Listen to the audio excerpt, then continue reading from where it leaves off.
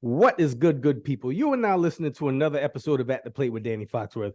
I am your humble narrator, Danny Foxworth, and we are fresh off the heels of the Texas Rangers defeating the Houston Astros 5-4 to take a 2-0 lead in the ALCS. And my fellow guest reached out to me and said, I would love to be a guest on the pod so we can nerd out over some Ranger stuff. And this is something that I've been waiting to do with a guest for pretty much since I started the show. So, broadcasting live from the Lone Star State, we have the beautiful Just Becky in the house tonight to talk some Rangers talk. Becky, how are you doing tonight? Doing really good now. How are you? Good. So let's get some rapid reactions. So what were your feelings just watching game 2? Well, I think when we had that conversation earlier today, I said, after we win game 2, let's do a podcast. Mm-hmm. We won. So I'm excited. I already knew we were going to win, though, Danny. I already knew we were going to win. You spoke it into existence. I love it. You did. So, how did you feel whenever they jumped out into that early 4-0 lead in the first? I was like, we're going to win. We're going to win no matter what. We're going to win. So the only thing that made me nervous, of course, I only want Leclerc to close. There, I said it. Because every time I see the other person, because I'm not going to be mean, but every time I see another person close, it's a disaster. So let's just use Leclerc. Well, anyways, when I saw them getting him ready to warm up, I was like, oh my gosh. That's the only point I got nervous. I really didn't think the Rangers would put him in because after the last few times, but we made it because Leclerc came in and saved it. But I was confident earlier in the days. Yeah, I was scared to death that person that you didn't name, and well, I'll call him out. Aroldis Chapman. How about they shall who remain nameless. Yeah, that guy, the eighth inning guy. That's it. That's it. Yeah. But we got it. I'm excited. I am too, and hopefully they can finish this thing off. They haven't lost a postseason game yet. Exactly. I'm surprised, and I'm very thankful that Bruce Bochy is our manager because he's been here a time or two. He a legend, right? Or he's proven. What more could we want? And we're lucky to have him for sure. Absolutely. I smiled so big when I saw that we got him as our manager because Chris Woodward he wasn't getting the job done. No, not at all. So so many things going in our favor, and I think we have the series, but I know game by game, but I think we have because I feel like it's my turn. It's not my turn. It's our turn. It's our turn. We've been the little brother now, and it hurts and it stings and all these. Anyway, regular season doesn't matter now because it's postseason. Yes. I'm not thinking about all that, but it's time. It's time for the Rangers. It is. We've been there before. This third time is the charm. There you go. I like that. Put it on a shirt. Yes. So we're going to take it back to the very beginning. So what were Becky's earliest baseball memories? Just watching baseball with my dad. Now, what had happened was his firstborn is a girl, not a boy, but it didn't matter because he taught me everything about sports. So that's where I got all my sports teams, Cowboys, Rangers. Basketball, that came later because he's on basketball, but football was number one in the house, Cowboys and Rangers, Texas Rangers. So say I was born a fan, grew up a fan. Earliest memory, just watching the games with him, for sure. Of course, and in high school, when we're in high school, you kind of, or when you start becoming a teenager, you get your own identity and you realize what you like or what you don't like and what I love the Rangers from the beginning, but once I got to high school, it's like, okay, I can really watch the games and have an experience. And in high school, we took a field trip to a Rangers game. So really, that cemented it. That was my first major league game, major anything game, and we went on a high school trip. I think it was like a senior trip. So at the time, it was a big deal, but now I guess it wouldn't be. But coming from Little Waco, it was little then. That was a big field trip for us going to the Rangers game. And then at that time, my favorite player is Pudge Rodriguez, so I got to see him play. Yeah. So Funny you all mention those that. guys. Hey! That's what's up. That's what's up. I So think we should.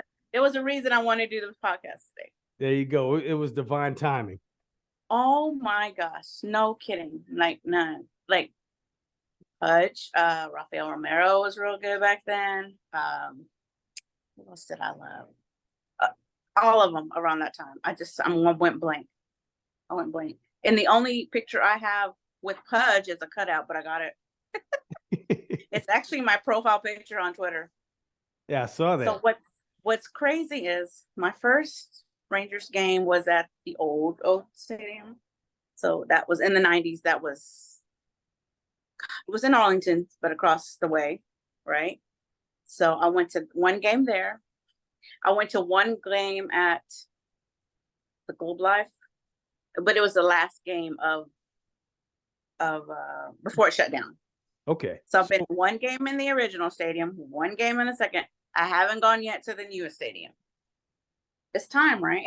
Yeah. I mean, I haven't been there either. Have you been to any of the stadiums? Yeah. Well, I haven't been to the OG one, the Arlington Memorial, but I've been to Globe Life Field. Okay. Or Globe Life Park, I should say. Okay. Yeah, my first game was God, what year was that? That was 2009. It was against the Orioles. It was on a Monday night. How sweet was that to sweep them? That was so good. Yeah. Yes. Sweep all the memories away. Just be done. We done with the O's. So, but anyway. Yeah. So how far is Waco from Dallas or from Arlington? Hour and 15, hour and 20. Oh, okay. That's not bad at all. At all. So, yeah. I was gonna say, let me see. But yeah, I want to go to the game Wednesday night. This Wednesday would be a great first game at the new stadium, but we'll see. I don't think tickets are too bad, but we'll see. So what were some of your who else were some of your favorite Rangers players? Or who was your all-time favorite Ranger, and then we'll get into your favorite Rangers players afterward. So Pudge Rodriguez. Okay. Adrian Beltre. I mean, he wasn't ours the whole time, but Beltre, sure. Beltre is the treasure, man. Who else? From back in the day, though, not many stood out. Pudge, Rafael, but Beltre for sure. Man, I miss him and Elvis Andrews and their antics. Elvis. Every time I cannot forget Elvis. Yeah, every time he tried to touch Adrian Beltre's head and he'd get mad. I used to love that. Those have to be our most fun Rangers players. I mean, they were something else. The chemistry was off the chart. But yeah. But anyway, definitely I want to get to a game in the new one, hopefully soon. Like to be there Wednesday when we win game 3. Hopefully that's what's going to happen. But I feel like it is our time. I hope so too. So how did you become a Rangers fan? Can I ask you? Sure. I've talked about this on the podcast before, but I'll say it again. So growing up in South Carolina, I'm especially in the early 90s, I'm deep in Atlanta Braves country. But the biggest reason why I root for all the teams I root for is because I didn't know anybody else that was rooting for them. And I didn't want to root for the Braves. And it was also right around that time that my parents got a satellite dish. So I was able to watch games from other cities. And I remember watching the game it was one summer back in 93. I want to say, I don't think I might have been KTVT in Dallas. Not exactly sure. It was, they used to have, I think it was like the Saturday night game of the week, and the Rangers played, and I believe, I think Nolan Ryan pitched that night. He didn't have a particularly good outing, but the player I could not stop just fanning out over was Julio Franco. Yes. Julio Oh my Franco, God. Julio Franco is the reason why I became a Rangers fan. Okay. It's been Okay. like, and it's been Rangers since 1993. Well, you have a jersey, I bet. I You have got, a jersey from that time? actually, I don't. I don't. I need to That would get have me been one. great to have. Yeah, Yeah. 100%. Of course, Nolan Ryan's the ultimate, but Yeah, hey. Uh, but like fun players, I think of Pudge. I think of the younger players, or yeah. young at that time. Juan Now and then Gonzalez. all that. What? Yeah, Juan Gonzalez was always my favorite. Yes, yes, And my for my sure. actually my all-time favorite Ranger though is Rusty Greer. Okay, I I was a remember us. huge Rusty Greer fan. I just Yeah. I just loved it. I loved his style of play. He kind of reminded me of Josh Hamilton, how he was Yeah. physical and it was almost to a detriment because it was just breaking his body down. But like the 3 or 4 years that he made his mark in the American League, and I really just was drawn to him. But So let's that's talk. kind of cool. You Yeah, became a Rangers fan in the 90s when you're near the Braves, but that's when they were their most famous. yeah. So I became a Braves fan for a little bit because, they were the only one, they were the last ones in it. So, but they were fun to cheer for. And then, of They course, were. David Justice. I remember David Justice. He was Yep. awesome. And of course, him dating Halle Berry, it was like a pop thing, So I became a Braves fan for at least those series. If it's not my Rangers, I was okay with cheering for the Braves. But I would never cheer for the Astros, ever. That's what I'm talking about. Ever. No. But you know what? My dad, he would. My dad would. I was like, what? He's like, well, they're from Texas, Mina. Like, oh, I don't care. He's like, you got to support the Texas teams. He does that with college, too. I'm like, all right. Whatever you say, Dad. So let's talk about the World Series era. Well, the Ron Washington era. Okay. So how was that experience for you? Like the first time the Rangers went to the World Series? Okay. You know what? I don't think I got to watch much of it at that time. I had a lot of health problems that, I don't want to go there. Okay. Yeah, I was really sick during that time. So I don't remember that. Second one, it's, you know what? I'm blanking right now. But wait, he was, as a manager, the best one we had, I think. Yeah.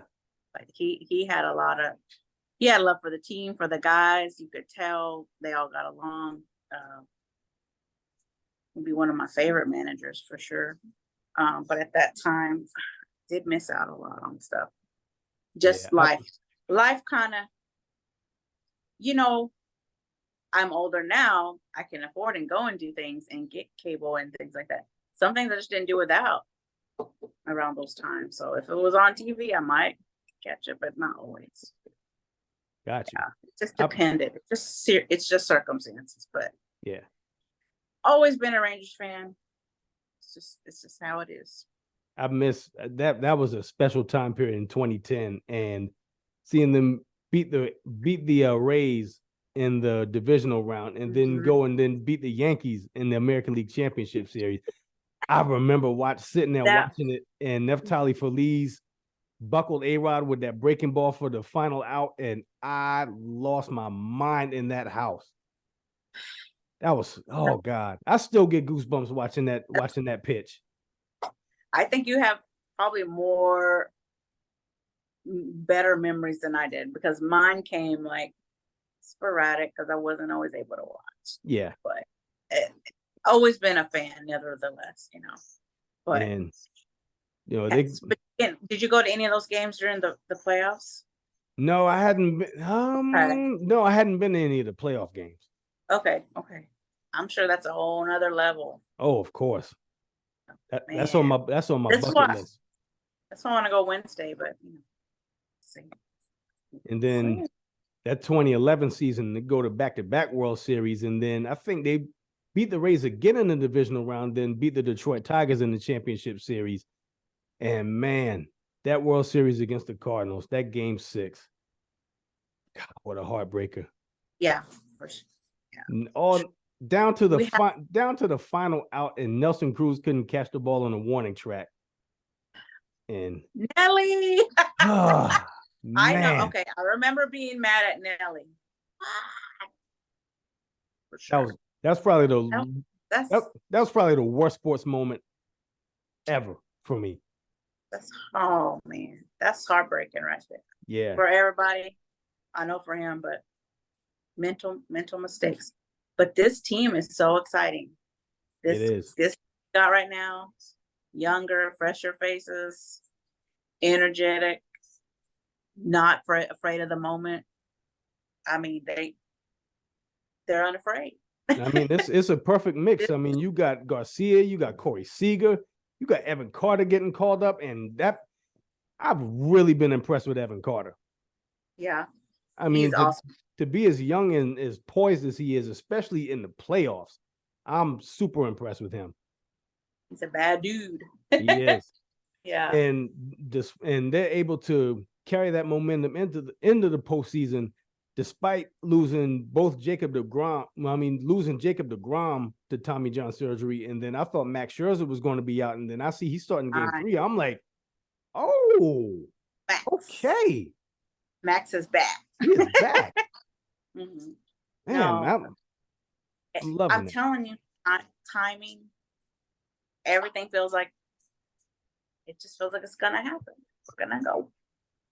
Man, I like the way you think. We're going to the World Series. I'm gonna stop right there because man, I don't want to jinx. I don't want to, but I just, I feel it. I feel something. I love it. So we'll get into another segment. So also, being that we're mutual fans of the Texas Rangers, come to find out we're also mutual fans of the Las Vegas Aces. So how'd you become an Aces fan? Sure. Becky Hammond. She played for the San Antonio Stars. That's right.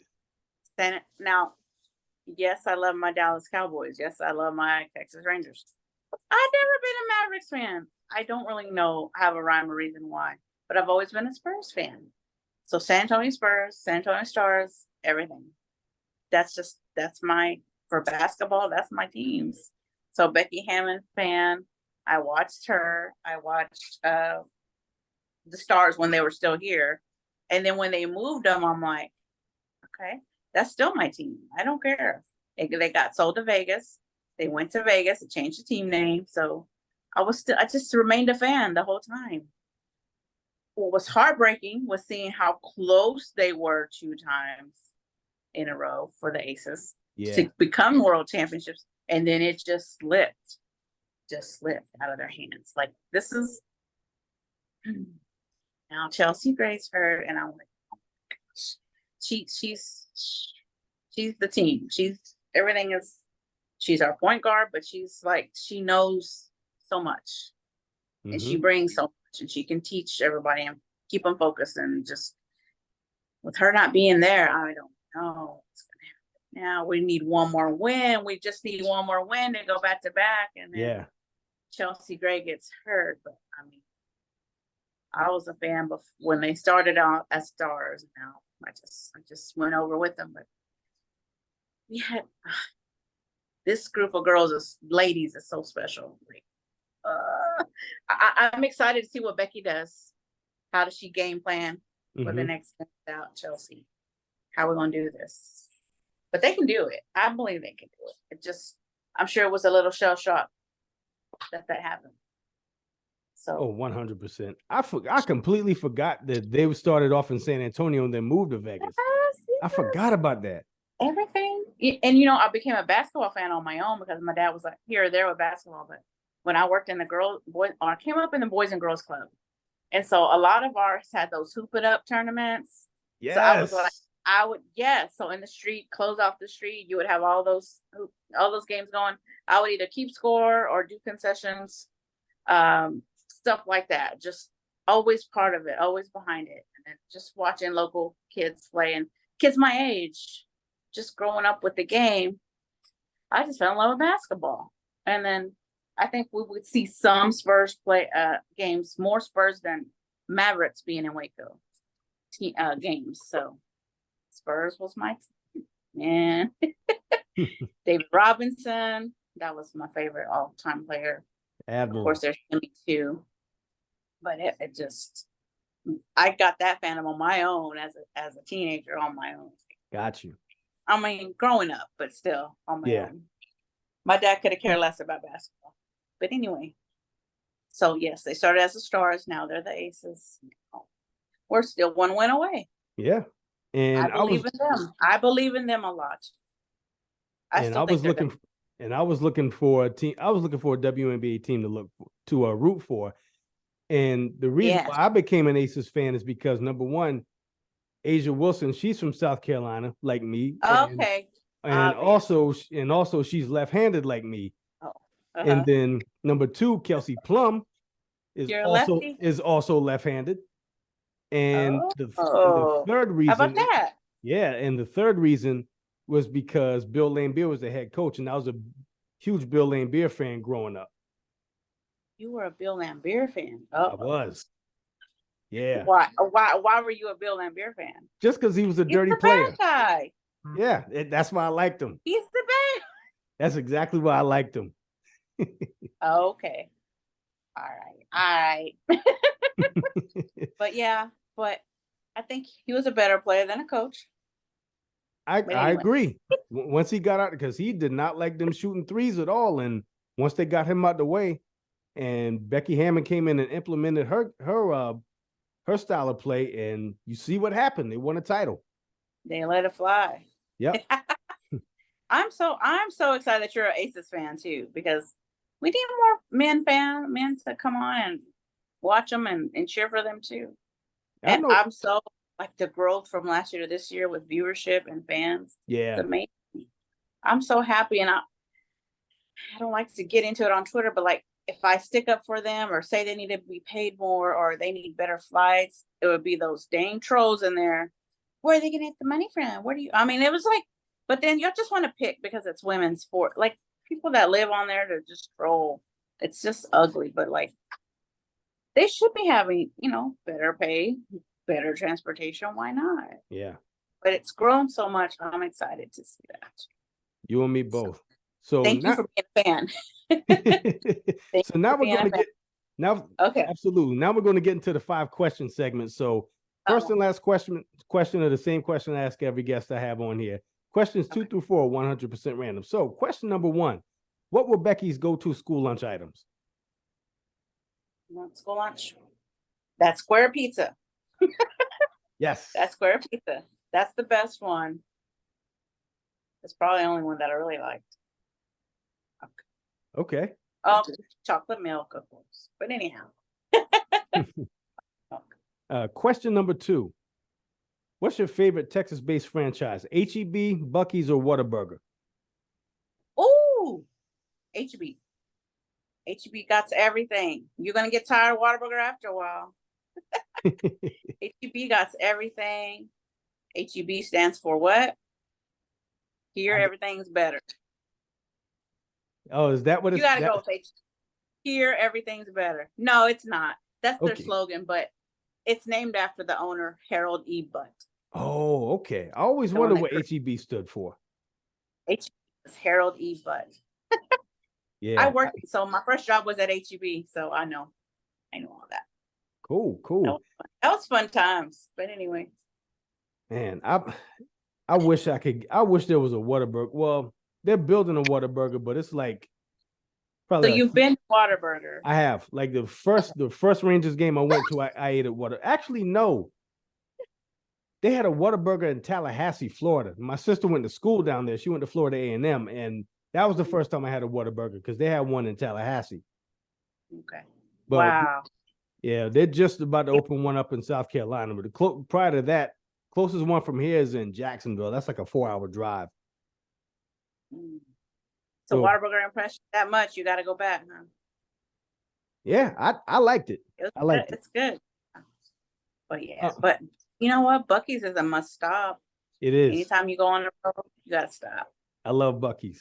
They got one in Florence. It's like probably like an hour and 15 from here. And every time I take I-95 to go up to North Carolina, I always stop at that Buc-ee's in Florence, South Carolina. Every time. Matter of fact, Okay. I bought the Buc-ee's onesie from there a couple weeks ago. Is it a Christmas onesie? No, it's the regular. It's the like the beaver onesie. Okay. Gotcha. Yeah. Question number 3. Gotcha. In your opinion, what's the most underrated fruit? Underrated fruit.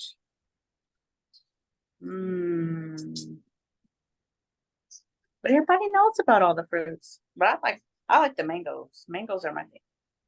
For sure. I love it. Yes. Not too sweet, not too sour. It's good. Yeah, it's been a while since I had mangoes. Mango's good, man. You know what? I finally grew up. I got a Costco membership. I was able to buy mangoes, a big old frozen bag of them. I was like, oh yeah, give me that. That'll last me that'll last me a little bit. But mangoes are my favorite. Nice. Question number 4. Who's your favorite Baylor athlete ever? You know I'm a Baylor fan. You did your homework.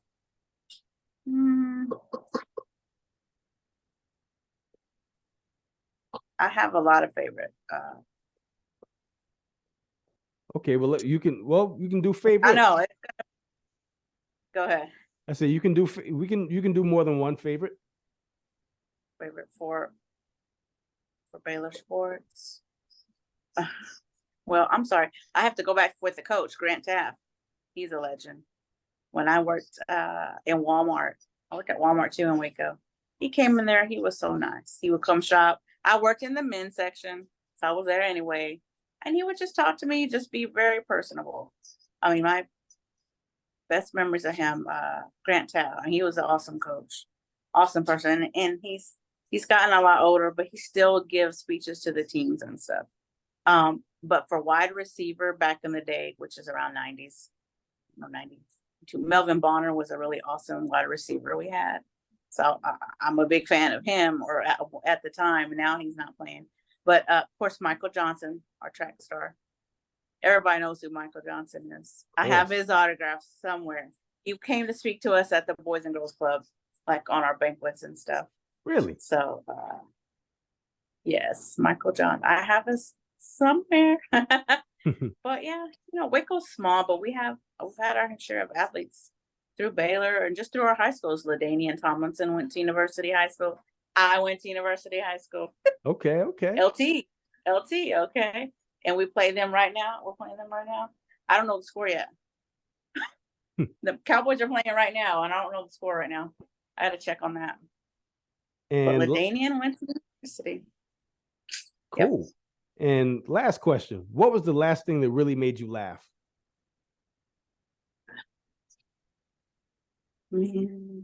Okay, so my kids are grown. I have a 19-year-old son. He's the baby. He sent me some comedian he found. It was hilarious because he was just mocking I'll just say an ex-president's voice. It was just hilarious. Like people are just so funny. And this guy did a skit about an ex-president and it was just hilarious. So I don't even know the comedian's name, but my son, man, he keeps me young. He knows a lot of stuff. He's a good kid. He's not as crazy about sports as I am. He played, but he didn't. Not a fan, but anyhow. Okay. Kids keep you young. They do. So if there's anything else you want to plug or promote or any final thoughts, floor is yours. This is my first podcast, so I'm very excited. I was nervous to do it at first, but we're just talking sports, so that's the main thing. I love sports, football, basketball, baseball, track, tennis. I watch just about anything on sports, but I enjoy being a fan, and I'm glad there's a space for that to just talk about it. Glad you have this space to do that in. But it's just, I'm a fan. You can find me on Twitter because my handle is Becky Loves Sports. Becky Heart Sports, because that's what I do. I love being a fan, but a lot of lot of that is, I like the human side of it too. They're not just athletes, they're all somebody's mom, dad, sister, brother, whoever, son, daughter, you know, but I appreciate the talent they have. It's exciting to see just sports in general, but I like that human side of stuff. So I would love to interview athletes, but you know, I don't have that platform, but that just to get to learn them that other side, because they're more than just athletes. That's true. And a lot of these young athletes going through that same thing, like the mental side of it and how hard it is to juggle it all. And thinking I'm nothing if I don't play ball. That's sad, you know, like there's more to an athlete than just the physical. So I like, you know, humanizing them and talking to them and letting them talk. That would be something I'd be interested in. Maybe one day. I like that. Do an interview that's not just sports, just, you know, get to know, let them talk and vent. And, you know, we all need somebody to hear us out. It's true. Good point. I'm just all around fan, but I love people too. So it's just, we're people first. Yeah, keep that in mind before you harass somebody that lost you some money. But anyway. Hey, there it is. So thank you so much for being a guest on the podcast. I really enjoyed this. It's been a long time coming, and you really delivered. Yeah. Oh, it's fun. It's just fun just to talk and with another fellow fan for sure. So thank you. Appreciate it. Absolutely. Thank you for being on, and thank you for listening, downloading, and subscribing to At the Plate with Danny Foxworth. I'm on all available streaming platforms. You can find my YouTube channel. You can subscribe to it as it's at Danny Foxworth 843. You can find all of the visual components of all of my podcast episodes on there. Get me to 100 subscribers. That's all I want. I'm currently at 96. I'm only 4 subscribers away. There. I share you all the time. And I greatly appreciate that. You're welcome. I just need to work on my background too. I need one of you. What you got? I need a man. I need a female. I need a woman cave. All I have is the kitchen for now. I don't have an office yet, but I mean, I have the dining room, you know, but yeah, whatever works. One day I'm gonna have that office and pimp it out. Speak it into existence like you're speaking that World Series title into existence. And for Becky and myself, this has been another episode of At the Plate. And until next time, y'all be good. 3 strikes.